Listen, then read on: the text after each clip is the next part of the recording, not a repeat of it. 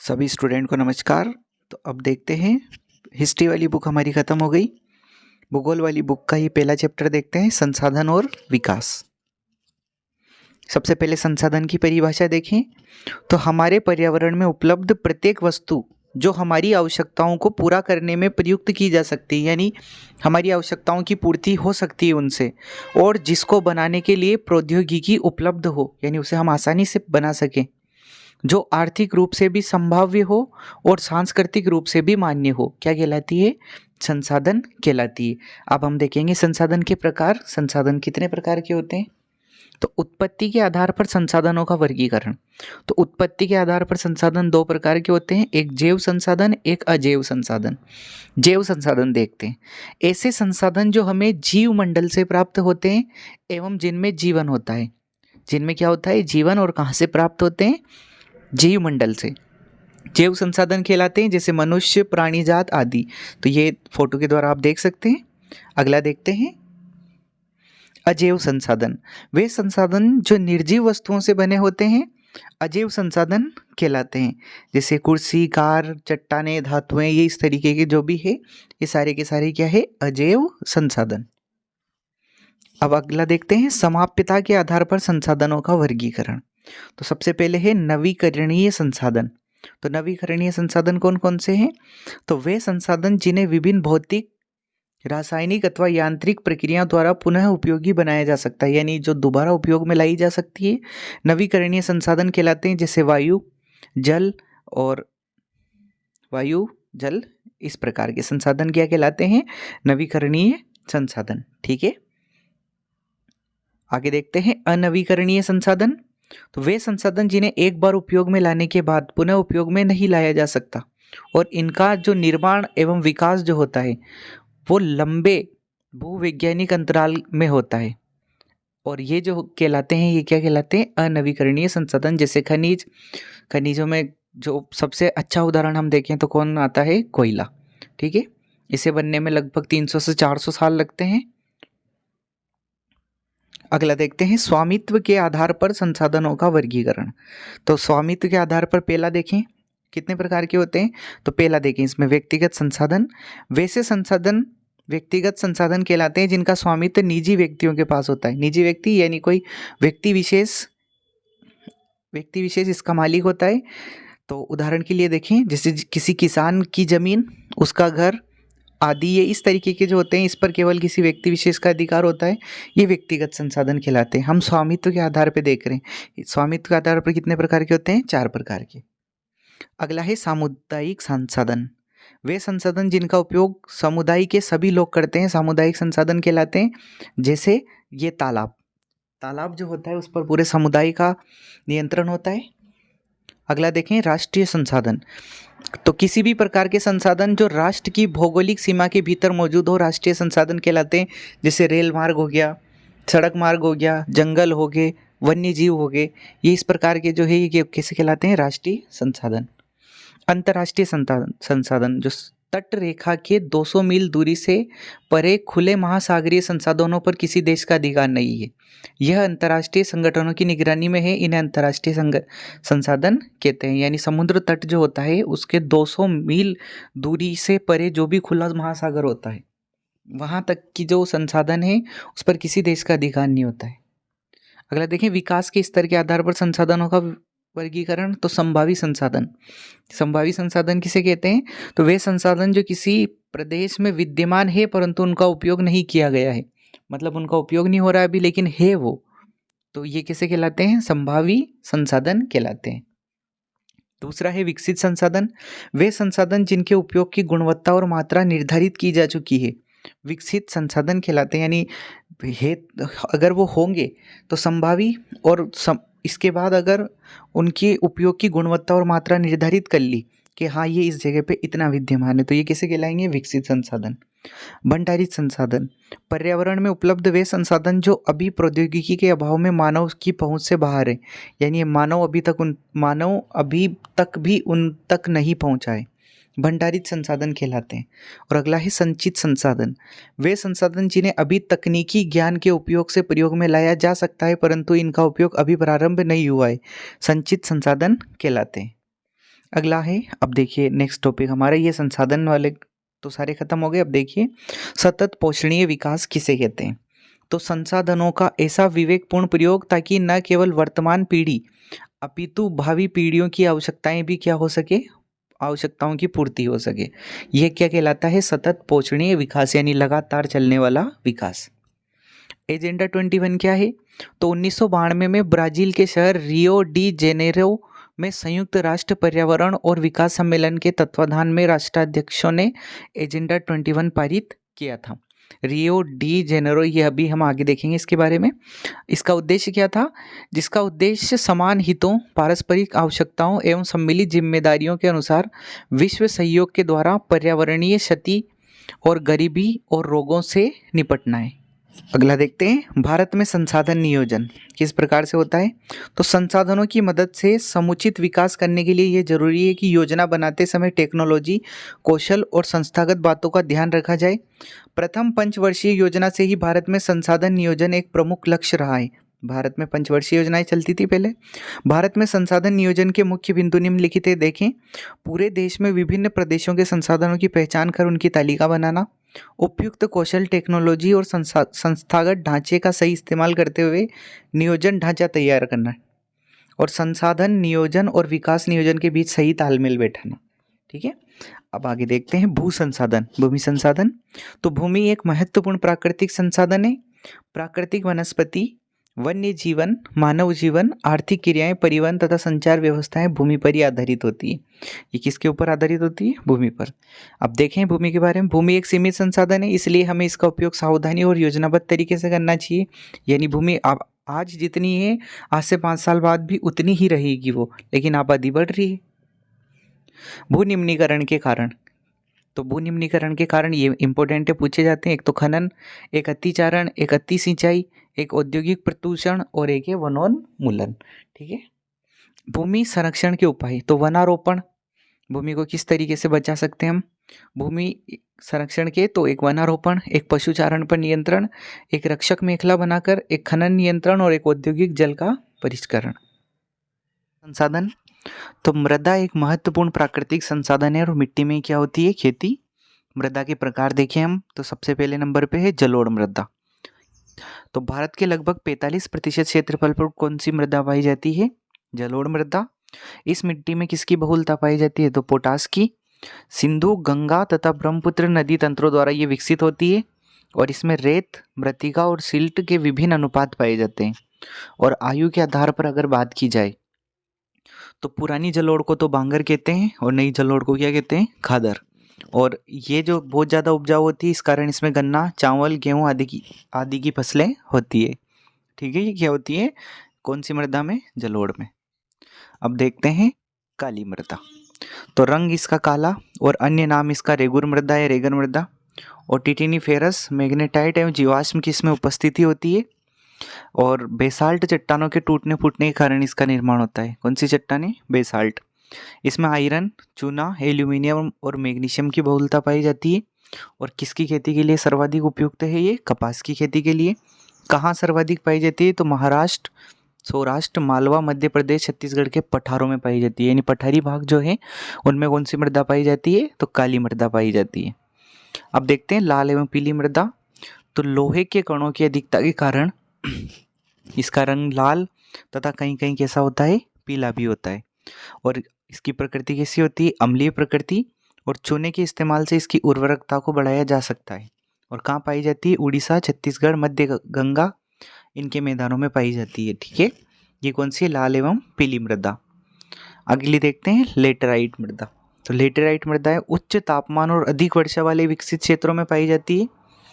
भारी वर्षा से अत्यधिक निक्षालन के परिणाम के कारण होता है। चाय व काजू के लिए ये उपयुक्त होती है। और कहाँ पाई जाती है, तो कर्नाटक, केरल, तमिलनाडु, मध्य प्रदेश, उड़ीसा और असम के पहाड़ी क्षेत्रों में। अगली देखते हैं मरुस्थलीय मृदा। तो मरुस्थलीय मृदा का रंग लाल व भूरा होता है। साथ में ये कैसी होती है, रेतीली तथा लवणीय। शुष्क जलवायु तथा उच्च तापमान के कारण जल वाष्पन की दर इसमें सबसे अधिक होती है। ह्यूमस और नमी की मात्रा कम होती है। और अधिक सिंचाई प्रबंधन के द्वारा इसे क्या बनाया जा सकता है, उपजाऊ बनाया जा सकता है। अगली देखते हैं हम खादर और बांगर में अंतर देखते हैं। तो खादर में देखें सबसे पहले तो नवीन जलोढ़ मृदा जो होती है वो खादर कहलाती है, प्राचीन जलोढ़ मृदा जो होती है वो बांगर कहलाती है। खादर के बारे में देखें तो ये अधिक बारीक व रेतीली होती है और बांगर जो होती है ये कंकड़ व कैल्शियम कार्बोनेट से युक्त होती है। और खादर में देखें तो बार बार नवीकरण संभव होता है और बांगर का बार बार नवीकरण संभव नहीं होता है क्योंकि ये प्राचीन मृदा है। और खादर में देखिए तो नदी के पास डेल्टा तथा बाढ़ निर्मित मैदानों में पाई जाती है और ये बांगर कहाँ पाई जाती है, नदी से दूर ऊंचे स्तर पर पाई जाती है। अगला देखें मृदा अपरदन क्या होता है। तो मृदा के कटाव और उसके बहाव की प्रतिक्रिया को मृदा अपरदन कहा जाता है। और मृदा अपरदन के कारण देखें तो एक तो है वनोन्मूलन, अति पशुचारण, निर्माण व खनन प्रक्रिया, प्राकृतिक तत्व जैसे पतन, हिमनदी और जल, और कृषि के गलत तरीके जैसे जुताई के तरीके, और पवन द्वारा मैदान अथवा ढालू क्षेत्र में मृदा को उड़ा के ले जाना। ये कहाँ होता है, रेगिस्तान में सर्वाधिक होता है। अगला देखें, इम्पोर्टेंट फैक्ट है ये हमारे चैप्टर का, रियो डी जेनेरो पृथ्वी सम्मेलन 1992। तो जून 1992 में 100 से भी अधिक राष्ट्राध्यक्ष ब्राज़ील के शहर रियो डी जेनेरो में प्रथम अंतर्राष्ट्रीय पृथ्वी सम्मेलन में एकत्रित हुए। सम्मेलन का आयोजन विश्व स्तर पर उभरते पर्यावरण संरक्षण और सामाजिक आर्थिक विकास की समस्याओं का हल ढूंढने के लिए किया गया था। किस लिए किया गया था, तो ये ध्यान रखना। इस सम्मेलन में एकत्रित नेताओं ने भूमंडलीय जलवायु परिवर्तन और जैविक विविधता पर एक घोषणा पत्र पर हस्ताक्षर किया। रियो सम्मेलन में भूमंडलीय वन सिद्धांतों पर सहमति जताई और 21वीं शताब्दी में सतत पोषणीय विकास के लिए एजेंडा 21 को स्वीकृति प्रदान की गई। ठीक है, ये रियो डी जेनेरो पृथ्वी सम्मेलन 1992 था। तो आइए अब देखते हैं अध्याय 2, वन और वन्य जीव संसाधन। सबसे पहले जैव विविधता। जैव विविधता का अर्थ क्या है, तो आपस में घनिष्ठ रूप से जुड़े हुए तथा परस्पर निर्भर पादपों और जंतुओं के विविध प्रकार क्या कहलाते हैं, जैव विविधता कहलाते हैं। क्या कहलाते हैं, जैव विविधता। और आपस में क्या होते हैं, ये घनिष्ठ रूप से जुड़े हुए रहते हैं। प्राकृतिक वनस्पति क्या है, तो प्राकृतिक वनस्पति का अर्थ है प्राकृतिक रूप से स्वयं उगने व पनपने वाले पादप। ये समूह वन, घास, भूमि आदि इसके प्रकार हैं। इसे अक्षत वनस्पति के रूप में भी जाना जाता है। और दूसरा है स्वदेशी वनस्पति प्रजातियां। तो वनस्पति प्रजातियां देखते हैं तो स्थानिक पादप। स्थानिक पादप क्या होते हैं, तो अक्षत वनस्पति जो कि विशुद्ध रूप में भारतीय हो, इसे स्वदेशी वनस्पति प्रजातियां भी कहते हैं। मतलब शुद्ध रूप से ये कैसी होनी चाहिए, कैसी होती है, भारतीय होती है। ठीक है, ये कैसी कहलाती है, स्थानिक पादप या अक्षत वनस्पति कहलाती है। फ्लोरा क्या है, तो किसी क्षेत्र या काल विशेष के पादप जो होते हैं वो क्या कहलाते हैं, फ्लोरा कहलाते हैं। फोना क्या है, तो जंतुओं की प्रजातियां जो है वो क्या कहलाती है, फोना कहलाती है। अब देखते हैं भारत में वनस्पति जात और प्राणी जात, इसके बारे में देखें। तो भारत अपने वनस्पति जात में अति समृद्ध देश है। भारत में लगभग 47,000 पादप प्रजातियां और लगभग 15,000 पुष्प प्रजातियां यानी स्थानिक स्वदेशी पाई जाती है। भारत अपने प्राणी जात यानी फोना में भी अति समृद्ध है। यहाँ 81,000 से अधिक प्राणी और जंतु प्रजातियां हैं। यहाँ पक्षियों की 1200 से अधिक और मछलियों की 2500 से अधिक प्रजातियां हैं और लगभग 60,000 प्रजातियों के कीट पतंगे भी पाए जाते हैं। ये वनस्पति जात और प्राणी जात यानी फ्लोरा और फोना का वर्गीकरण है। अब देखते हैं प्रजातियों का वर्गीकरण। तो अंतर्राष्ट्रीय प्राकृतिक संरक्षण और प्राकृतिक संसाधन संरक्षण संघ IUCN के अनुसार इनको निम्नलिखित श्रेणियों में विभाजित किया गया है। तो देखिए प्रजातियां, सामान्य जातियां, ये वे जातियां हैं जिनकी संख्या जीवित रहने के लिए सामान्य मानी जाती है यानी सामान्य है, ये लंबे समय तक रहेगी, जैसे पशु, साल, चीड़, कृंतक इत्यादि। और लुप्त प्रजातियां, तो लुप्त प्रजातियां ये वे प्रजातियां हैं जो इनके रहने के आवासों में खोज करने पर अनुपस्थित पाई गई, जैसे एशियाई चीता, गुलाबी सिर वाली बतख। ये कौन सी प्रजातियां हैं, लुप्त प्रजातियां। अब देखते हैं सुभेद्य प्रजातियां। ये वे प्रजातियां हैं जिनकी संख्या घटती रही है और विषम परिस्थितियों के कारण इनकी संख्या, यदि विपरीत प्रभाव डालने वाली परिस्थितियां नहीं बदली गई तो इनकी संख्याएं और घटेगी। यानी इनकी संख्याएं निरंतर घटती जा रही है और विपरीत परिस्थितियों को अगर सही नहीं किया गया तो इनकी संख्या और घटेगी। तो यह संकटग्रस्त जातियों की श्रेणी में शामिल हो जाएगी, जैसे नीली भेड़, ये आप सामने देख रहे हैं, एशियाई हाथी, ये देखिए, और गंगा नदी की डॉल्फिन, ये सारी की सारी क्या है, सुभेद्य जातियाँ। आगे देखते हैं संकटग्रस्त जातियाँ। ये वे जातियाँ हैं जिनके लुप्त होने का खतरा है, जिन्हें विषम परिस्थितियों के कारण इनकी संख्या कम हुई है। यदि वे जारी रहती है तो इन जातियों का जीवित रहना कठिन हो जाएगा, जैसे काला हिरण और मगरमच्छ। दुर्लभ जातियाँ, इन जातियों की संख्या बहुत कम या सुभेद्य है। यदि इनको प्रभावित करने वाली विषम परिस्थितियाँ नहीं परिवर्तित होती है तो ये संकटग्रस्त जातियों की श्रेणी में आ सकती है। ठीक है, अगली है स्थानिक जातियाँ। तो प्राकृतिक या भौगोलिक सीमाओं से अलग विशेष क्षेत्रों में पाई जाने वाली जातियाँ, अंडमानी टील, निकोबारी कबूतर, अंडमानी जंगली सुअर और अरुणाचल के मिथुन इन जातियों के क्या है, उदाहरण। तो ये जो फोटो आप देख रहे हैं ये मिथुन का फोटो है, अरुणाचल के मिथुन कहा जाता है इन्हें। वनस्पति जात और प्राणी जात के ह्रास के कारण, यानी इनकी कमी किस लिए हो रही है, तो कृषि में विस्तार होने से इनकी कमी हो रही है, संवर्धन वृक्षारोपण से हो रही है, विकास परियोजनाओं से हो रही है, खनन से हो रही है और संसाधनों का असमान बंटवारा से इनकी कमी हो रही है। अब देखते हैं भारतीय वन्य जीवन संरक्षण अधिनियम 1972। 1960 और 70 के दशकों में पर्यावरण संरक्षकों ने वन्य जीवन की रक्षा के लिए एक कानून की मांग की और उनकी मांगों को मानते हुए सरकार ने भारतीय वन्य जीव संरक्षण अधिनियम 1972 को क्या कर दिया, लागू कर दिया। अब देखते हैं ये क्या है, भारतीय 1972 वन्य जीव संरक्षण अधिनियम।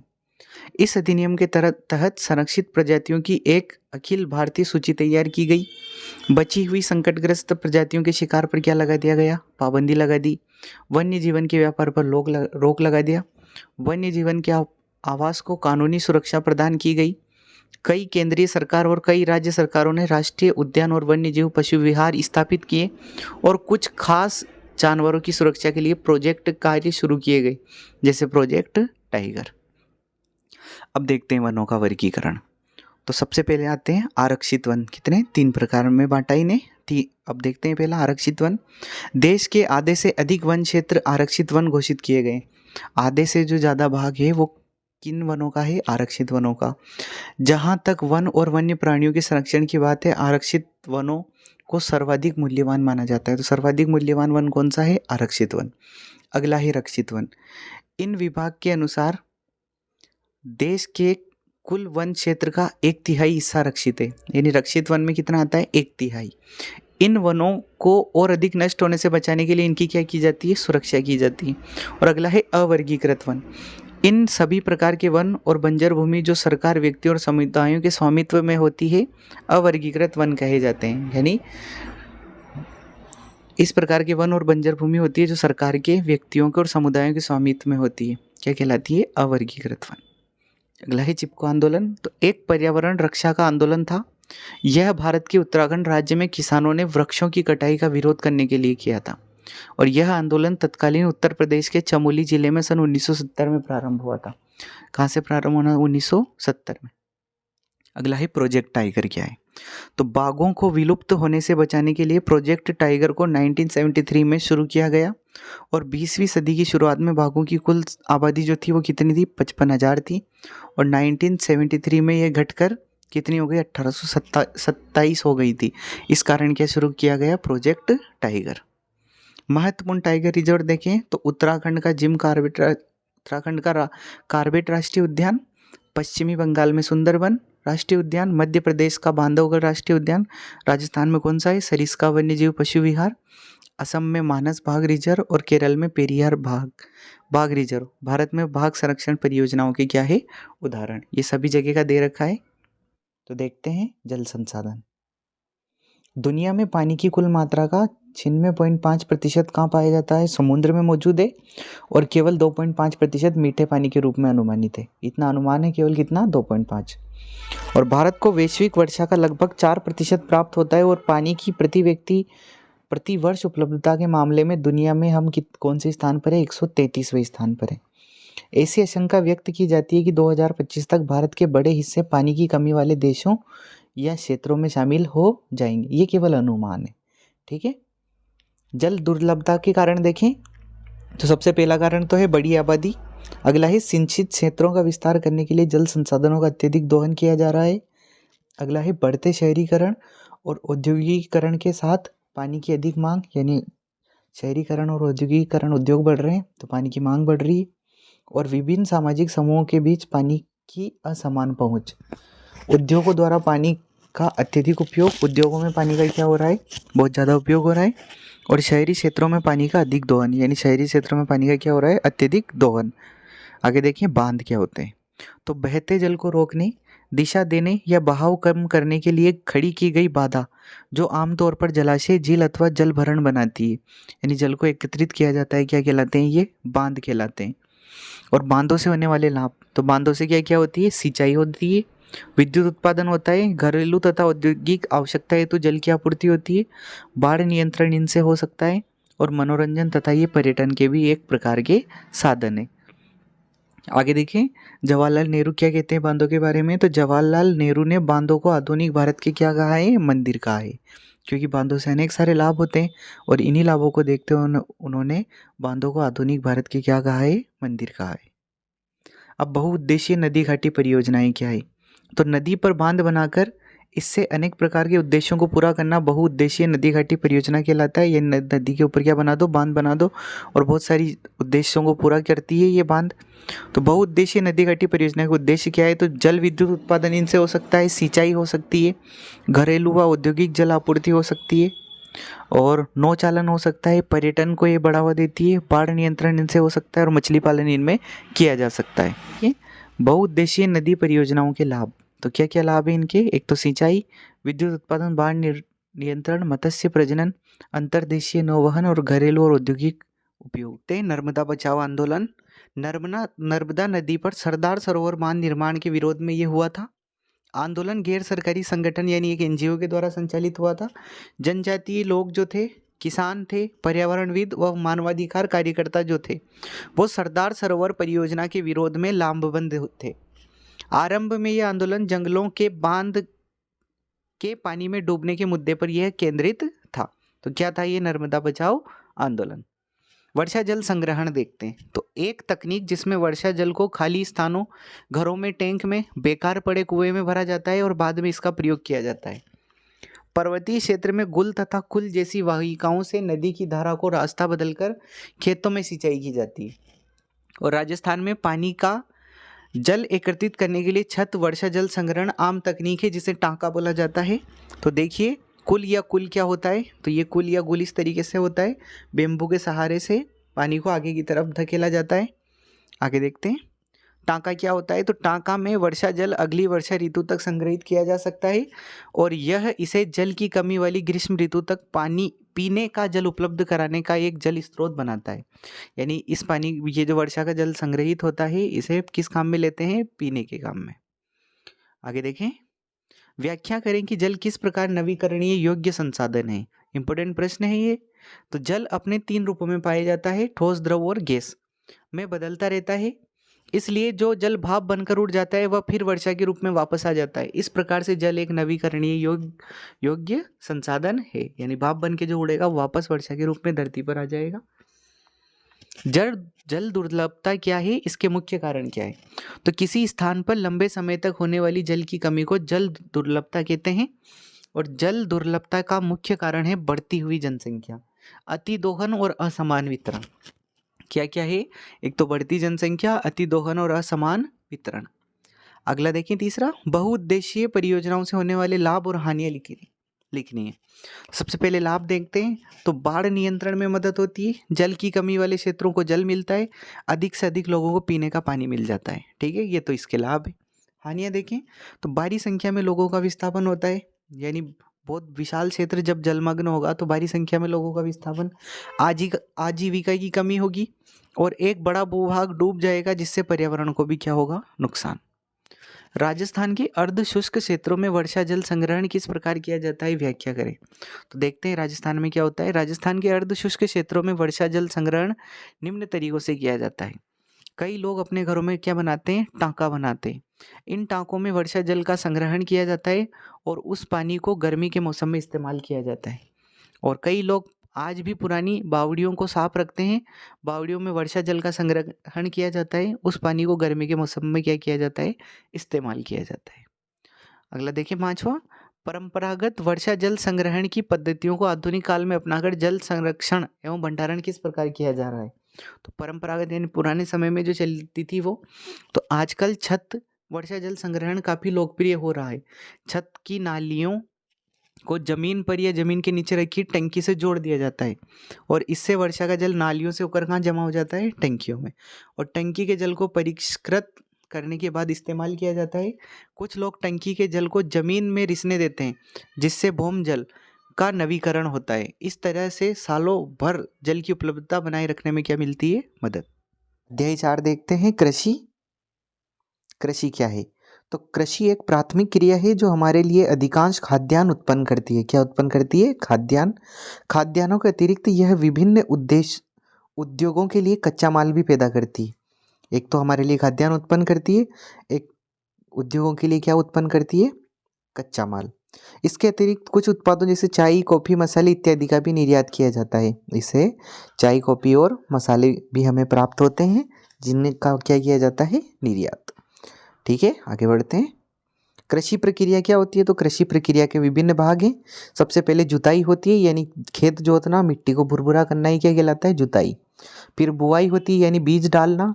फिर होती है निराई। निराई मतलब यानी खरपतवार, यानी उसमें उगने वाले अवांछनीय पौधों को निकालना। सिंचाई, पानी डालना, खाद उर्वरक डालना, कीटनाशक डालना, और इन सब के बाद जब फसल पक जाती है तो उसकी कटाई करना।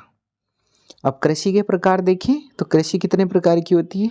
तो 4 प्रकार की कृषि हमारे कोर्स में है। एक तो निर्वाह कृषि, एक गहन कृषि, एक वाणिज्यिक कृषि और एक रोपण कृषि। सबके बारे में हम डिटेल से देखेंगे। सबसे पहले जीविका निर्वाह कृषि। ऐसी कृषि प्रणाली जिसमें किसान अपने परिवार का पोषण करने के लिए उत्पादन करता है। इससे ज़्यादा कमाने की कोई लालसा नहीं होती है, केवल इसमें किसान किस लिए करता है खेती? ताकि अपने परिवार का क्या कर सके? पोषण। और इसमें परंपरागत कृषि उपकरणों तथा तरीकों का प्रयोग किया जाता है। जैसे परंपरागत पुराने तरीके, जैसे हल का प्रयोग करना, बैलों के द्वारा हल चलाना, इनका प्रयोग ज़्यादातर होता है। ठीक है, आगे देखें। गहन निर्वाह कृषि देखते हैं। गहन निर्वाह कृषि, इस पद्धति में अधिक उत्पादन के उद्देश्य से अधिक पूंजी निवेश और आधुनिक उपकरणों, कीटनाशकों और उर्वरकों आदि का प्रयोग किया जाता है। यानी इसमें एक ही उद्देश्य होता है कि ज़्यादा से ज़्यादा पैदावार ली जा सके। ठीक है, और बड़े क्षेत्र में ये इसकी फसल बोई जाती है। आगे देखें, वाणिज्यिक कृषि क्या है? तो इस प्रकार की कृषि के मुख्य लक्षण आधुनिक निवेशों जैसे अधिक पैदावार देने वाले बीजों, रासायनिक उर्वरकों और कीटनाशकों के प्रयोग से उच्च पैदावार प्राप्त करना है। और अगली है रोपण कृषि। एक प्रकार की वाणिज्यिक कृषि है जिसमें विस्तृत क्षेत्र में एकल फसल बोई जाती है, केवल एक ही फसल बोई जाती है, जिसमें अत्यधिक पूंजी निवेश व श्रम का प्रयोग होता है। भारत में चाय, कॉफ़ी, रबड़, गन्ना, केला इत्यादि मुख्य किस किस्म की फसलें हैं ये? तो ये है रोपण। कृषि ऋतुएं देखते हैं, तो एक तो है रबी की, एक है खरीफ की और एक है जायद की। कितनी ऋतुएं हैं? 3। तो अब देखते हैं रबी की फसलें। तो रबी की फसलें जो होती है वो शीत ऋतु में अक्टूबर से दिसंबर के मध्य बोई जाती है और ग्रीष्म ऋतु में अप्रैल से जून के मध्य काटी जाती है। और अगर बात करें इनकी, तो गेहूं के बाद जौ, चना, मटर, सरसों आदि इसमें प्रमुख है। ठीक है, ये कौन सी फसलें हैं? रबी की। खरीफ की फसलें देखें, तो खरीफ फसलें देश के विभिन्न क्षेत्रों में मानसून के आगमन के साथ जून जुलाई में बोई जाती है और सितंबर अक्टूबर में काट ली जाती है। खरीफ ऋतु की मुख्य फसलें हैं चावल, मक्का, ज्वार, बाजरा, अरहर, मूंग, उड़द, कपास, जूट, मूंगफली और सोयाबीन। ठीक है, ये खरीफ की फसलें। जायद की फसलें, तो रबी और खरीफ फसल ऋतुओं के बीच ग्रीष्म ऋतु में बोई जाने वाली फसल को जायद की फसल बोला जाता है। और जायद ऋतु में मुख्यतः तरबूज, खरबूज, खीरे, सब्जियां और चारे की फसलों की खेती होती है। गन्ने की फसल को तैयार होने में लगभग 1 वर्ष लगता है। ठीक है, गन्ने की फसल के बारे में अगर पूछा जाए तो कितना समय लगता है इसे? 1 वर्ष लगता है। खाद्य फसलें कौन कौन सी है? तो गेहूँ, चावल, मक्का, दलहन और तिलहन, ये खाने लायक फसलें। नकदी फसलें क्या है? एक तो चाय, कॉफ़ी, रबड़, जूट और कपास। बागवानी फसलें पूछी जाए तो फल, फूल और सब्जियां। मुख्य फसलों की बात की जाए तो चावल, सबसे पहले देखें चावल। तो चावल भारत के अधिकांश लोगों की मुख्य फसल है। हमारा देश दुनिया में चीन के बाद चावल का दूसरा सबसे बड़ा उत्पादक राज्य, सॉरी चीन के बाद चावल का दूसरा सबसे बड़ा उत्पादक है। ठीक है, ये चावल के बारे में। गेहूं के बारे में देखें तो गेहूं दूसरी सबसे महत्वपूर्ण खाद्य फसल है। पहले नंबर पे कौन सी है? चावल।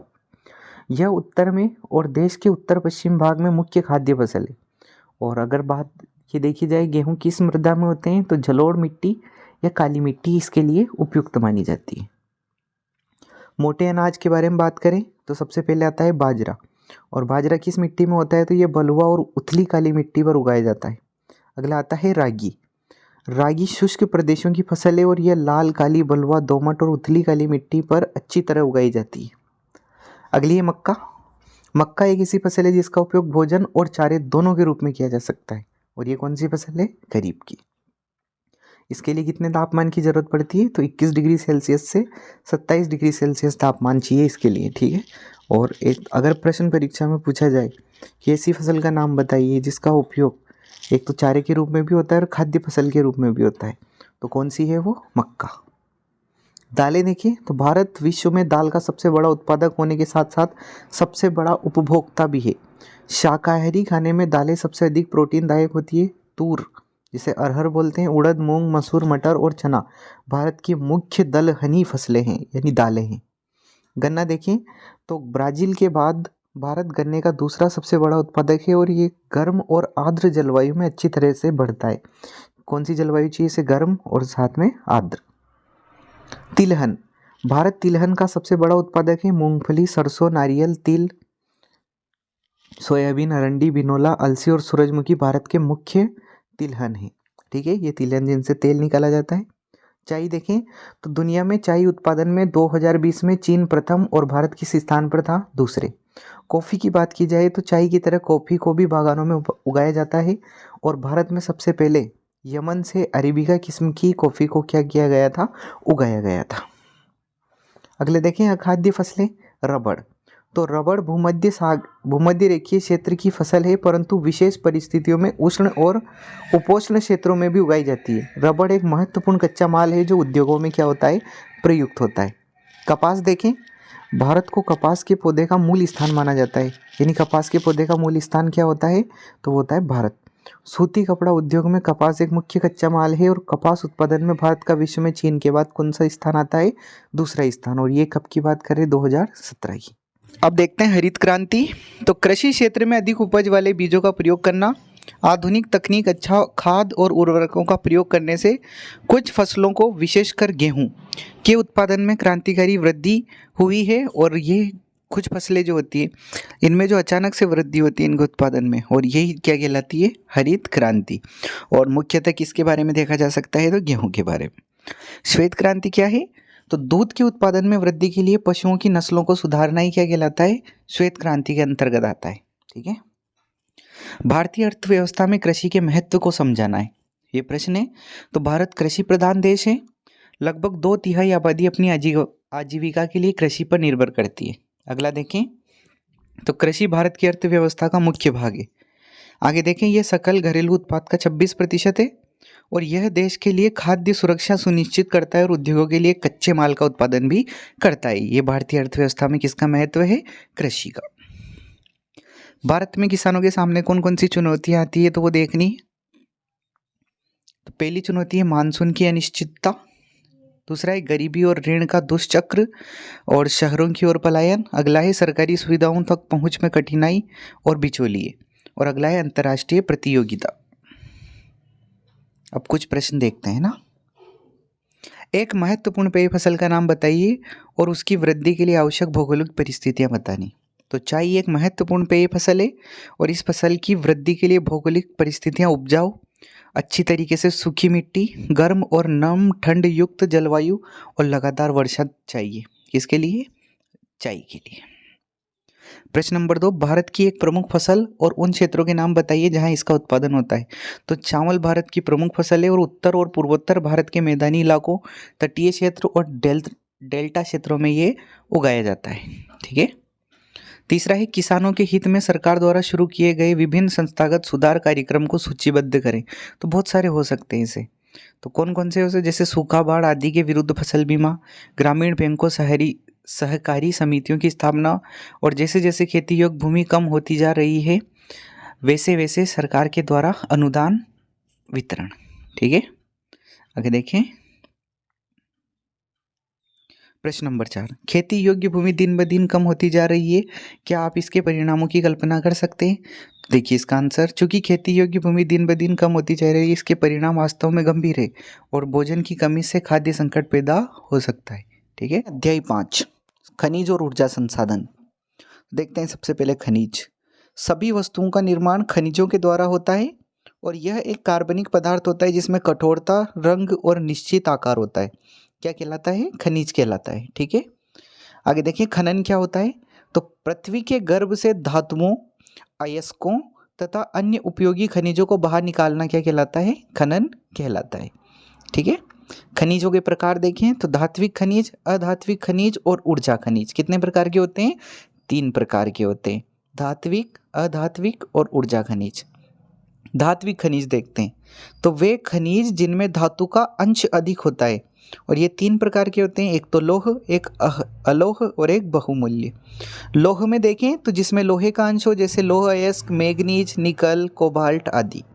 और अलोह देखें जिसमें लोहे का अंश न हो, जैसे तांबा, सीसा, जस्ता, बॉक्साइट आदि। बहुमूल्य खनिज जैसे सोना, चांदी, प्लेटिनम। लौह अयस्क के बारे में पढ़ते हैं तो लौह अयस्क एक आधारभूत खनिज है तथा औद्योगिक विकास की रीढ़ है। भारत में लौह अयस्क के विपुल संसाधन विद्यमान हैं। भारत उच्च कोटि के लोहांश युक्त लौह अयस्क में धनी है। अब देखते हैं इसमें सबसे पहले है मैग्नेटाइट। तो उच्च कोटि का लौह अयस्क जिसमें 70% लौह का अंश पाया जाता है। इसमें सर्वश्रेष्ठ चुंबकीय गुण होते हैं जो विद्युत उद्योगों में प्रयुक्त होता है। ये कौन सा है? मैग्नेटाइट। हेमेटाइट देखते हैं तो उद्योगों में प्रयोग होने वाला सर्वाधिक महत्वपूर्ण लोहा जिसमें 50 से 60% लौह अंश पाया जाता है। मैग्नेटाइट में कितने प्रतिशत लौह अंश पाया जाता है? 70। हेमेटाइट में कितना? 50 से 60। अब देखें उड़ीसा में झारखंड पेटी, महाराष्ट्र में गोवा पेटी, बेलारी में चित्रदुर्ग, चिकमंगलूर और तुमकुर पेटी और दुर्ग, बस्तर, चंद्रपुर पेटी। भारत में लौह अयस्क की क्या है? ये पेटियाँ। अलोह खनिज देखें तो इन खनिजों में लोहा शामिल नहीं होता, यद्यपि ये खनिज जिनमें तांबा, बॉक्साइट, सीसा और सोना आते हैं। ठीक है। धातु शोधन, इंजीनियरिंग व विद्युत उद्योगों में महत्वपूर्ण भूमिका निभाते हैं और कौन निभाते हैं? अलोह खनिज। देखते हैं तांबा। आघातवर्ध्य, तन्य और ताप सुचालक होने के कारण तांबे का उपयोग मुख्यतः बिजली के तार बनाने में, इलेक्ट्रॉनिक और रसायन उद्योगों में किया जाता है। मध्य प्रदेश की बालाघाट की जो खदानें हैं वहाँ से लगभग 52% तांबा का उत्पादन होता है।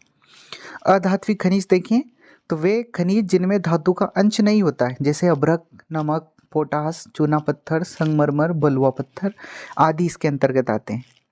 अभ्रक देखें सबसे पहले तो अभ्रक प्लेटों या परतों के रूप में पाया जाता है। किसा पाया जाता है? प्लेटें या परतों के रूप में।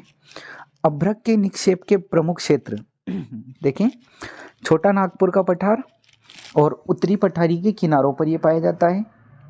बिहार, झारखंड की कोडरमा, गया, हजारीबाग पेटी, राजस्थान के अजमेर के पास और आंध्र प्रदेश की नेल्लोर पेटी, ये अभ्रक की क्या है?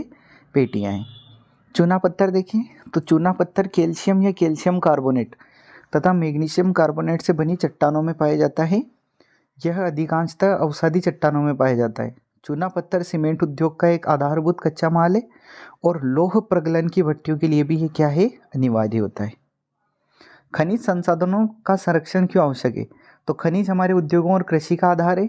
नवीकरणीय योग्य नहीं है, यानी इन्हें दोबारा नहीं बना सकते।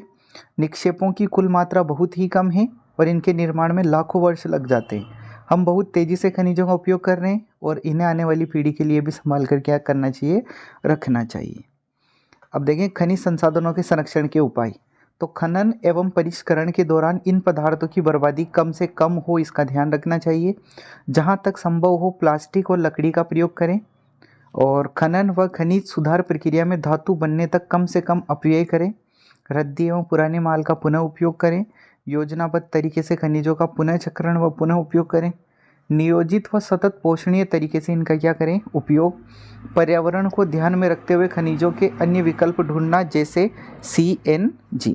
ठीक है, ये खनिजों के संरक्षण के उपाय। ऊर्जा संसाधन देखें तो परंपरागत ऊर्जा के स्रोत देखें। ऊर्जा संसाधन 2 प्रकार के, एक परंपरागत और गैर परंपरागत। परंपरागत देखते हैं। परंपरागत में आती है लकड़ी, उपले, कोयला, पेट्रोलियम, प्राकृतिक गैस और विद्युत। और गैर परंपरागत में क्या आते हैं? सौर ऊर्जा, पवन ऊर्जा, ज्वारीय ऊर्जा, भूतापीय ऊर्जा, बायोगैस और परमाणु ऊर्जा। ये किस में शामिल है? गैर परंपरागत। परंपरागत ऊर्जा के स्रोत के उदाहरण देखें तो सबसे पहले कोयला। तो भारत में कोयला बहुतायत में पाया जाने वाला एक जीवाश्म है। जीवाश्म ईंधन है ये एक प्रकार का, और बहुतायत यानी बहुत ज़्यादा मात्रा में पाया जाता है। यह देश की ऊर्जा आवश्यकताओं का महत्वपूर्ण भाग प्रदान करता है। इसका उपयोग ऊर्जा उत्पादन तथा उद्योगों और घरेलू ज़रूरतों के लिए ऊर्जा की आपूर्ति के लिए भी किया जाता है। ठीक है, अगला देखते हैं लिग्नाइट। लिग्नाइट एक निम्न कोटि का भूरा कोयला है। कोयले के प्रकार देख रहे हैं अब हम, है ना, जिसमें सबसे पहले नंबर पे यह एक मुलायम होने के साथ अधिक नमी युक्त होता है और लिग्नाइट के प्रमुख भंडार तमिलनाडु के नेवेली में मिलते हैं और विद्युत उत्पादन में प्रयोग किए जाते हैं। ये कौन है? लिग्नाइट। अब बिटुमिनस देखते हैं, कोयले का दूसरा प्रकार। तो गहराई में दबे तथा अधिक तापमान से प्रभावित कोयले को बिटुमिनस कोयला कहते हैं और वाणिज्यिक प्रयोग में यह सर्वाधिक लोकप्रिय है। धातु शोधन में उच्च श्रेणी के बिटुमिनस कोयले का प्रयोग किया जाता है, जिसका लोहे के प्रगलन में विशेष महत्व होता है। और ये किस प्रकार का होता है? तो ये नीचे दे रखा है इस प्रकार का। आगे देखते हैं तीसरा। 3 प्रकार का होता है, तो एक हमने 2 देख ली, अभी तीसरा एंथ्रेसाइट कोयला। तो एंथ्रेसाइट सर्वोत्तम गुण वाला कठोर कोयला होता है। तो सबसे ज़्यादा गुण किस में होते हैं? एंथ्रेसाइट में। आगे देखें, भारत में 2 प्रकार के युग का कोयला पाया जाता है। एक तो गोंडवाना कोयला, गोंडवाना युग का कोयला, और एक टर्शियरी युग का कोयला। तो गोंडवाना युग का जो कोयला है वो धातु शोधन कोयला है। के प्रमुख संसाधन दामोदर घाटी, झरिया, रानीगंज, बोकारो में स्थित है, जो महत्वपूर्ण कोयला क्षेत्र है। और टर्शियरी युग का कहाँ पाया जाता है? तो उत्तरी राज्यों जैसे मेघालय, असम, अरुणाचल प्रदेश, नागालैंड में पाया जाता है। पेट्रोलियम देखें, तो भारत में कोयले के पश्चात ऊर्जा का दूसरा प्रमुख साधन पेट्रोलियम या खनिज तेल है। यह ताप व प्रकाश के लिए ईंधन, मशीनों को स्नेहक और अनेक विनिर्माण उद्योगों को कच्चा माल प्रदान करता है। कौन करता है? पेट्रोलियम। और असम भारत का सबसे पुराना तेल उत्पादक राज्य है। कौन है सबसे पुराना तेल उत्पादक राज्य? असम। प्राकृतिक गैस देखते हैं, इसे ऊर्जा के एक साधन के रूप में तथा पेट्रो रसायन उद्योग के एक औद्योगिक कच्चे माल के रूप में प्रयोग किया जाता है। कार्बन डाइऑक्साइड के कम उत्सर्जन के कारण प्राकृतिक गैस को पर्यावरण अनुकूल माना जाता है, इसलिए वर्तमान शताब्दी का ईंधन है। कौन सी है? प्राकृतिक गैस। विद्युत देखते हैं, तो तापीय विद्युत देखते हैं। विद्युत किस प्रकार से उत्पन्न होती है? तापीय विद्युत। यह विद्युत कोयले, पेट्रोलियम और प्राकृतिक गैस के प्रयोग से पैदा की जाती है। अनवीकरणीय स्रोतों पर यह आधारित है और यह प्रदूषण युक्त होती है। ठीक है, प्रदूषण इससे फैलता है। जल विद्युत ऊर्जा क्या है? तो जल विद्युत ऊर्जा गिरते हुए जल की शक्ति का प्रयोग करके टरबाइन को चलाने से होता है। इसे नवीकरणीय स्रोतों पर आधारित है ये, और यह प्रदूषण रहित होती है। ठीक है, ये इसका फोटो दे रखा है। इससे टरबाइन घुमाया जाता है पानी के तेज फ्लो के द्वारा। गैर परंपरागत ऊर्जा के साधन देखते हैं, तो आणविक ऊर्जा। अणु के विखंडन से प्राप्त ऊर्जा आणविक ऊर्जा कहलाती है। दूसरी है बायोगैस। तो ऊर्जा जो घास फूस, कृषि कचरा, जानवर तथा मानव अपशिष्ट पदार्थों से प्राप्त होती है, वो कौन सी? बायोगैस। अगली है ज्वारीय ऊर्जा। तो महासागरीय तरंगों का प्रयोग विद्युत उत्पादन के लिए किया जा सकता है। ये कौन सी कहलाती है? ज्वारीय ऊर्जा। भूतापीय ऊर्जा क्या है? तो पृथ्वी के आंतरिक भागों से ताप का प्रयोग कर उत्पन्न की जाने वाली विद्युत को भूतापीय ऊर्जा कहते हैं। ठीक है, ये ऊर्जा के प्रकार हैं। ऊर्जा संरक्षण के उपाय लिखने हैं, तो देखते हैं। जरूरत न होने पर बिजली बंद कर देनी चाहिए, सार्वजनिक वाहनों का प्रयोग करना चाहिए, और परंपरागत ऊर्जा के स्रोत सीमित है और तो इनका ध्यान से उपयोग करना चाहिए। नवीकरणीय साधनों का क्या करना चाहिए? प्रयोग। अगला है विद्युत बचत करने वाले उपकरणों का भी क्या करना चाहिए? प्रयोग। देखते हैं अध्याय 6 विनिर्माण उद्योग। महत्वपूर्ण प्रश्न और टॉपिक इस वाले चैप्टर के देखते हैं। सबसे पहले विनिर्माण क्या होता है? तो मशीनों द्वारा बड़ी मात्रा में कच्चे माल से अधिक मूल्यवान वस्तुओं के उत्पादन को विनिर्माण कहते हैं। किसको कहते हैं? तो मशीनों द्वारा बड़ी मात्रा में जो कच्चा माल होता है उससे मूल्यवान वस्तुएं बनाना विनिर्माण उद्योग कहलाता है। और इसके महत्व को देखें तो विनिर्माण उद्योग से कृषि का आधुनिकीकरण करने में मदद मिलती है। और दूसरा देखें तो विनिर्माण उद्योगों से लोगों की आय के लिए कृषि पर से निर्भरता क्या होती है? कम होती है। ठीक है, आगे देखें। विदेशी मुद्रा क्या है? तो मुद्रा का वह माध्यम जिसके द्वारा सरकार दूसरे देश से वस्तुएं खरीदती व बेचती है। दूसरे देश से क्या करेगी? खरीदेगी और क्या करेगी? बेचेगी। ठीक है, अब उद्योगों का वर्गीकरण देखते हैं।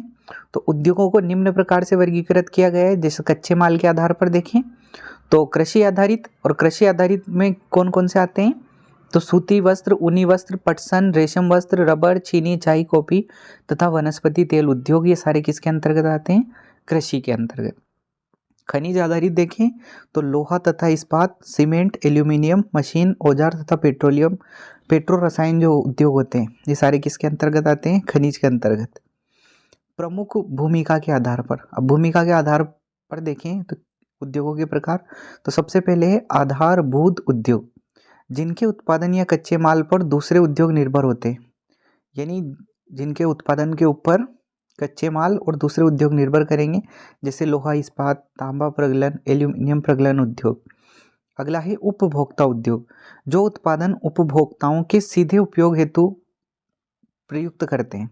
ठीक है, जो उत्पादन उपभोक्ता के सीधे उपयोग के लिए काम में लेते हैं, जैसे चीनी, दंत मंजन, कागज, पंखे, सिलाई मशीन, ये सीधे क्या होते हैं, उपभोक्ता इनको उपयोग करता है। तो ये कौन से हो गए, उपभोक्ता उपयोग।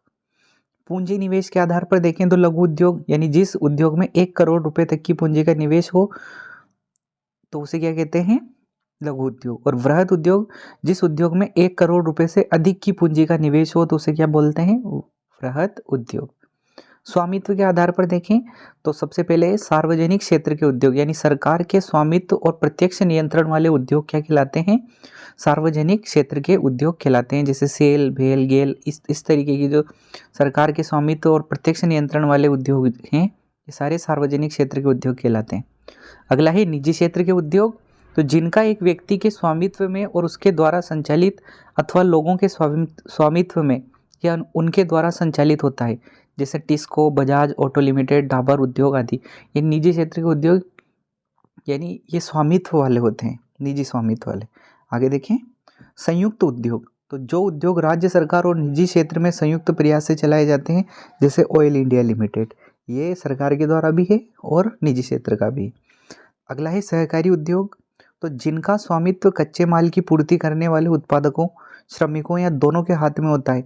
लाभ हानि का विभाजन भी आनुपातिक होता है, जैसे केरल में जो नारियल उद्योग है और महाराष्ट्र का जो चीनी उद्योग है।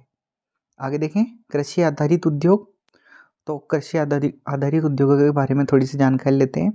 तो कृषि उत्पादों को औद्योगिक उत्पादन में बदलने वाले उद्योग कृषि आधारित उद्योग कहलाते हैं, जैसे सूती वस्त्र, पटसन, रेशम, ऊनी, चीनी, वनस्पति तेल आदि उद्योग कृषि से प्राप्त कच्चे माल पर आधारित होते हैं।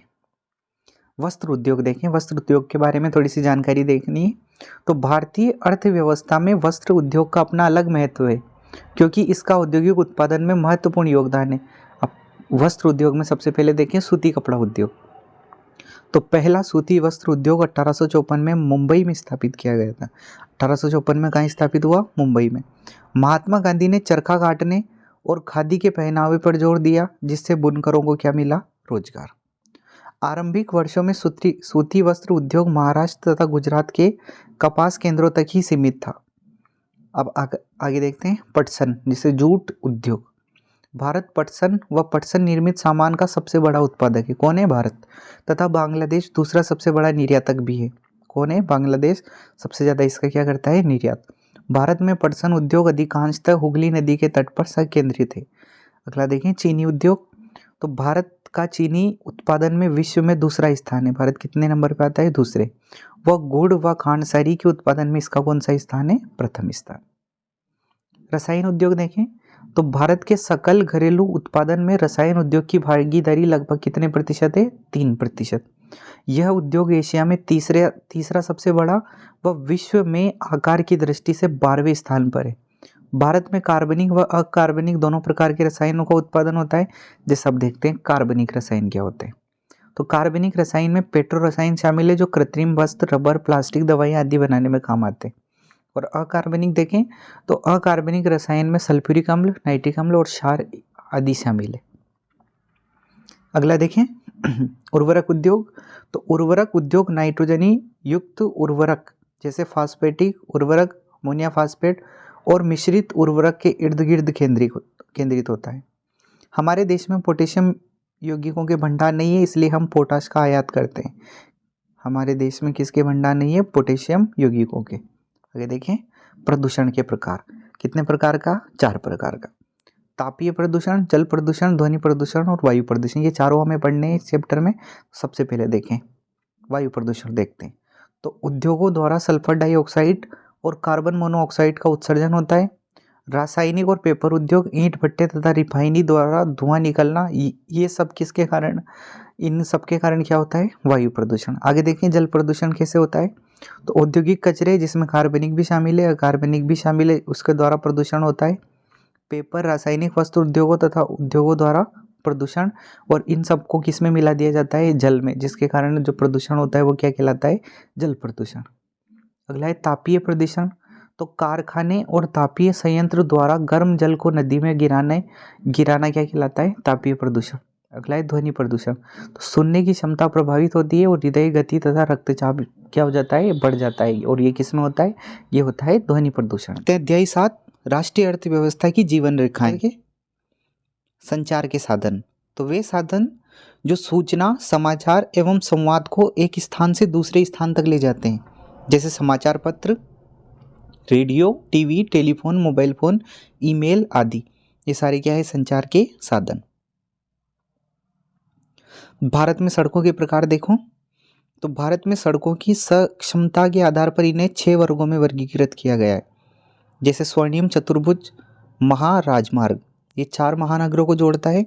राष्ट्रीय राजमार्ग, ये देश के दूरस्थ भागों को जोड़ता है। राज्य राजमार्ग, ये राज्य की राजधानी को जिला मुख्यालय से जोड़ता है। अगला है जिला मार्ग। तो जिले के प्रशासनिक केंद्र को जिला मुख्यालय से जोड़ता है। अन्य सड़कें, तो वे सड़कें जो ग्रामीण क्षेत्रों को शहरी क्षेत्रों से जोड़ती है। और सीमांत सड़कें, यानी उत्तर तथा उत्तर पूर्वी सीमावर्ती क्षेत्रों को जोड़ती है। कितने प्रकार की हो गई ये सड़कें? 6 प्रकार की।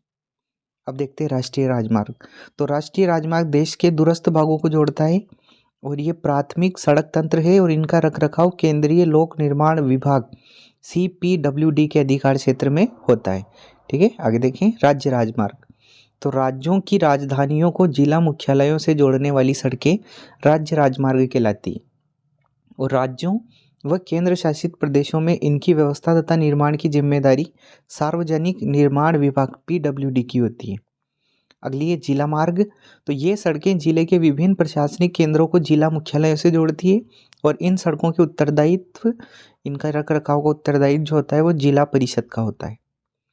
अब प्रश्न देखिए, तो सड़क परिवहन रेल परिवहन से अधिक महत्वपूर्ण होने का कारण लिखना है।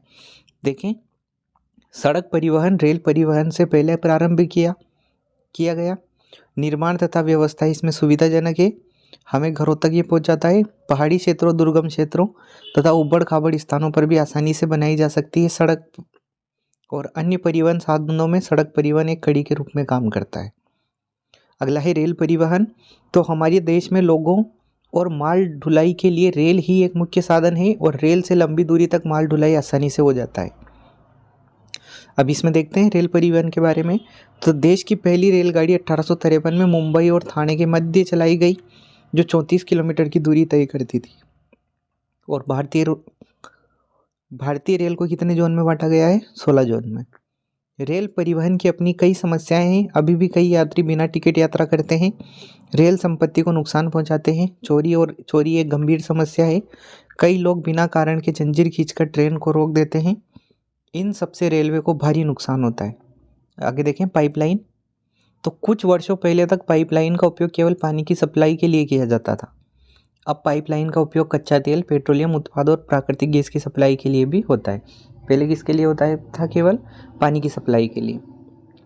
भारत में पाइपलाइन के 3 मुख्य नेटवर्क है। एक तो ऊपरी असम से गुवाहाटी होते हुए कानपुर तक, एक बरौनी और इलाहाबाद तक, और इसकी बरौनी से राजबंद होते हुए हल्दिया तक, और अगला वाला है राजबंद से मोरीग्राम तक, और अगला है गुवाहाटी से सिलीगुड़ी तक की शाखाएं इसमें आती है। गुजरात के सलाया से विरमगांव, मथुरा, दिल्ली और सोनीपत से होते हुए पंजाब के जालंधर तक इसकी शाखाएं कोयली और चक्षु तक जाती है। और तीसरा है गुजरात के हजीरा से निकलने वाली गैस पाइपलाइन मध्य प्रदेश के विजयपुर से होते हुए उत्तर प्रदेश के जगदीशपुर को जोड़ती है। इसकी शाखाएं राजस्थान के कोटा, और उत्तर प्रदेश के शाहजहाँपुर, बबराला और अन्य स्थानों तक जाती है। देखते हैं जल परिवहन। यह परिवहन का सबसे सस्ता साधन है। जल परिवहन भारी और विशाल सामान को ले जाने के लिए अत्यंत उपयुक्त है। इसमें ईंधन की खपत भी क्या होती है, कम होती है, और यह पर्यावरण के लिए हितैषी भी है। अब निम्नलिखित जल मार्गों को राष्ट्रीय जलमार्ग घोषित किया गया है। तो सबसे पहला है इलाहाबाद और हल्दिया के बीच की गंगा का मार्ग, और इसका नाम है नौगम्य जलमार्ग संख्या 1। अगला है सदिया और धुबरी के बीच ब्रह्मपुत्र का मार्ग, और इसकी संख्या है नौगम्य जलमार्ग संख्या कितनी है, 2। और केरल का पश्चिम तटीय नहर, और इसकी संख्या कितनी है, नौगम्य जलमार्ग संख्या 3। अगला है गोदावरी, कृष्णा, सुंदरबन, बराक, बकिंगम केनाल, ब्राह्मणी, पूर्व पश्चिमी नहर और दामोदर घाटी नहर का नाम अन्य सक्षम जलमार्गों की श्रेणी में आता है। अगला है प्रमुख समुद्री पतन। तो प्रमुख समुद्री पतन देखते हैं तो भारत की तटरेखा 7516.6 किलोमीटर लंबी है। इसमें 12 प्रमुख और 181 मध्यम और छोटे पतन हैं। अब देखें, मुंबई एक विशाल पतन है जहां प्राकृतिक रूप से खुले और बड़े हार्बर है। सबसे बड़ा विशाल पतन की बात की जाए तो कौन सा है, मुंबई। मुंबई के पतन पर से भीड़ कम करने के लिए पास में ही जवाहरलाल नेहरू पतन का निर्माण किया गया है। गोवा के मारमागाओ पतन और लौह अयस्क के निर्यात के लिए यह एक अग्रणी पतन है। ठीक है, आगे देखें, चेन्नई का पतन सबसे पुराने कृत्रिम पत्तनों में से एक है। व्यापार की मात्रा और माल ढुलाई के मामले में इसका स्थान मुंबई के बाद कितना है, दूसरा, और कौन सा है, चेन्नई का। अगला है विशाखापट्टनम, जमीन से घिरा हुआ गहरा और सुरक्षित पतन है। इस पतन का निर्माण मूल रूप से लौह अयस्क के निर्यात के लिए किया गया था। आगे देखते हैं वायु परिवहन। 1953 में वायु परिवहन का राष्ट्रीयकरण हुआ। कब हुआ, 1953। इससे पहले वायु परिवहन केवल निजी कंपनियों के हाथों में था। वायु परिवहन से दुर्गम इलाकों जैसे ऊंचे पहाड़, कठिन रेगिस्तान, घने जंगल और दूर दराजों के द्वीपों तक भी आसानी से पहुंचा जा सकता है। आगे देखिए संचार सेवाएं। तो भारत में टेलीविजन, रेडियो, प्रेस, फिल्मों, टेलीफोन आदि द्वारा निजी दूरसंचार और जनसंचार की सुविधा उपलब्ध है। और संचार सेवाओं में देखते हैं भारतीय डाक। तो भारतीय डाक सेवा का नेटवर्क दुनिया में सबसे बड़ा है। किसका है, भारतीय डाक का। डाक से पार्सल और चिट्ठियां भेजी जाती है। कार्ड और लिफाफों को फर्स्ट क्लास मेल माना जाता है। ठीक है, अगला देखते हैं टेलीफोन। तो भारत का टेलीफोन नेटवर्क एशिया के सबसे बड़े नेटवर्कों में से एक है। जमीनी स्तर से लेकर ऊंचे स्तर तक सूचना के प्रसारण को सुलभ बनाना जरूरी होता है। जरूरी किसके द्वारा होता है, टेलीफोन के द्वारा। अगला है मोबाइल टेलीफोन। तो भारत का मोबाइल नेटवर्क दुनिया में सबसे तेज़ी से बढ़ रहा है। मोबाइल फ़ोन ने भारत में बिजनेस करने के तरीके बदल दिए हैं। अब तो छोटे कारोबारी भी मोबाइल फ़ोन से जुड़े होने के कारण बेहतर व्यवसाय कर रहे हैं। अगला है जनसंचार। तो जनसंचार से लोगों का मनोरंजन होता है, उन्हें सरकार की योजना और क्रियाकलापों के बारे में जानकारी मिलती है। रेडियो, टेलीविज़न, अखबार, पत्रिका, किताब और फिल्म जनसंचार के साधन हैं।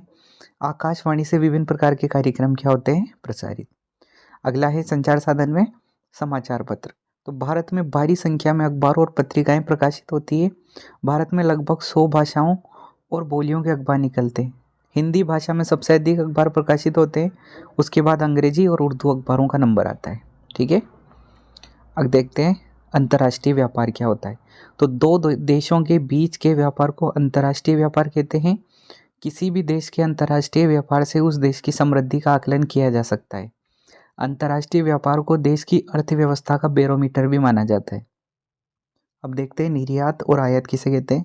तो निर्यात यानी जब सामान देश से बाहर व्यापार के लिए जाता है तो इसे निर्यात कहते हैं। और आयात किसे कहते हैं, तो जब बाहर का सामान देश में व्यापार के लिए आता है तो इसे आयात कहते हैं। व्यापार संतुलन क्या है, तो किसी भी देश के निर्यात और आयात में अंतर को व्यापार संतुलन कहते हैं। व्यापार संतुलन अनुकूल होने की स्थिति में आयात की तुलना में निर्यात अधिक होता है, और व्यापार संतुलन प्रतिकूल होने की स्थिति में निर्यात की तुलना में आयात अधिक होता है। पर्यटन एक व्यापार के रूप में देखें तो 2003 की तुलना में 2004 में विदेशी पर्यटकों की संख्या में 23.5% की वृद्धि हुई। इससे विदेशी मुद्रा भंडार 21,828 करोड़ रुपए आया। भारत में हर वर्ष 2.6 मिलियन विदेशी पर्यटक आते हैं, और पर्यटन उद्योग में 15 मिलियन लोग सीधे तौर पर लगे हुए हैं। किस में लगे हुए हैं, पर्यटन उद्योग में। अब पर्यटन से लाभ देखते हैं। तो यह राष्ट्रीय एकता और अखंडता को बढ़ावा देता है। यह स्थानीय हस्तकला और संस्कृति को बढ़ावा देता है। पर्यटन के द्वारा दूसरे देशों के लोग हमारी संस्कृति और विरासत को क्या कर पाते हैं, समझ पाते हैं। अब देखते हैं प्रश्न, कुछ प्रश्न हैं वो देखते हैं। सड़क परिवहन के 3 गुण लिखने हैं। तो रेल की तुलना में सड़कें बनाने की लागत कम पड़ती है। सड़कें उबड़ खाबड़ और विच्छिन्न भूभागों पर भी बनाई जा सकती है और सड़कों के कारण घर तक सामान और सुविधाएं पहुंचाना संभव हो पाता है। अगला है, रेल परिवहन कहाँ पर अत्यधिक सुविधाजनक परिवहन साधन है तथा क्यों? तो रेल परिवहन पूरे देश के लिए परिवहन का सुविधाजनक साधन है। लंबी दूरी की यात्रा और बड़ी मात्रा में माल ढोने के लिए रेल परिवहन बहुत उपयुक्त साबित होता है। एक रेलगाड़ी से एक ही बार में हजारों लोगों और भारी मात्रा में सामान को ढोया जा सकता है। इससे प्रति इकाई संवहन का खर्च भी क्या आता है, कम आता है। सीमांत सड़कों का महत्व बताना है। तो भारत के सीमावर्ती क्षेत्रों के दुर्गम इलाकों को जोड़ने में सीमांत सड़कें अहम भूमिका निभाती है और सीमांत सड़कों का सामरिक महत्व भी होता है क्योंकि इनके द्वारा सैनिकों और आयुधों को जरूरत पड़ने पर सीमा तक क्या किया जा सकता है, पहुंचाया जा सकता है। व्यापार से आप क्या समझते हैं? स्थानीय व अंतर्राष्ट्रीय व्यापार में अंतर स्पष्ट करना है। तो 2 या अधिक पक्षों के बीच व्यावसायिक गतिविधियों को क्या क्या कहते हैं, व्यापार। देश के अंदर होने वाला व्यापार को स्थानीय व्यापार और 2 देशों के बीच होने वाले व्यापार को अंतर्राष्ट्रीय व्यापार कहते हैं। तो थैंक्स फॉर वॉचिंग। चैनल पर नए हो तो चैनल को ज़रूर सब्सक्राइब करें और इन सभी चैप्टर्स की आपको अगर PDF चाहिए तो लिंक डिस्क्रिप्शन में है, वहाँ क्लिक करके आप टेलीग्राम से ज़रूर डाउनलोड करें। ये हमारी 2nd बुक थी जो हमने कंप्लीट कर ली। 2 बुक हमारी कंप्लीट हो गई, जल्दी हम तीसरी शुरू करेंगे। तो मिलते हैं नेक्स्ट वीडियो में और चैनल पर नए हो तो सब्सक्राइब ज़रूर करें।